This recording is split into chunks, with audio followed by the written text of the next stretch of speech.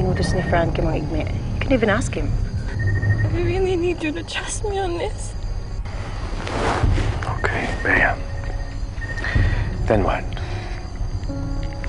What happens next? Pipigilan ka niya magpakasal sa akin. Yan ang gusto niya mangyari. Nainasal ba yung mapapangasawa mo? Silang dalawa ni Frances!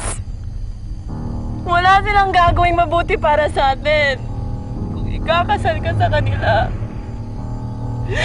tuluyan nila ako. Bea, will you stop it? Okay? Kilala ko si Sharon, hindi niya gagawin yon at alam ko ang ginagawa. Tito Rico, pwede ba pakinggan niyo yung anak niyo? Hindi niyo kilala si Mami. Ang totoong ugali niyan... How dare you, Darwin? How dare you para sabihin mo yan sa akin, sa sarili mong ina? For what? Para hindi ako pakasalan ng tito mo? Ever since naman yan ang gusto mo eh. Ang hindi kami magkatuluyan. Darwin, bakit hindi mo na lang tanggapin na meron ka ng second father ngayon? Dahil hindi na siya tatay ko! Patay na ang daddy mo!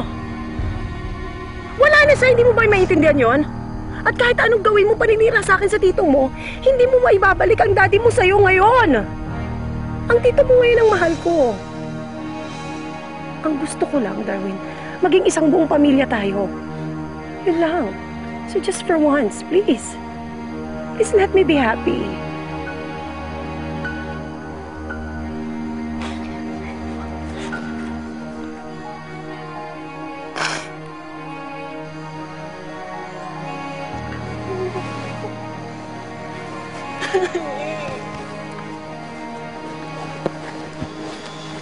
Bea, tara na.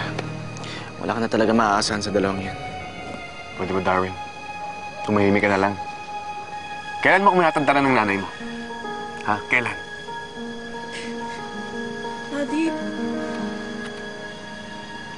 itutunay mo yung kasal. Hindi ko maniniwala sa akin. Rico.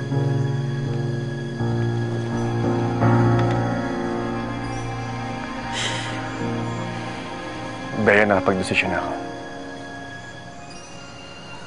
Mahal ko si Sharon. Handa ako makipagtulungan para mabuo namin ang pamilyang ito. If this is the only way to do it, then I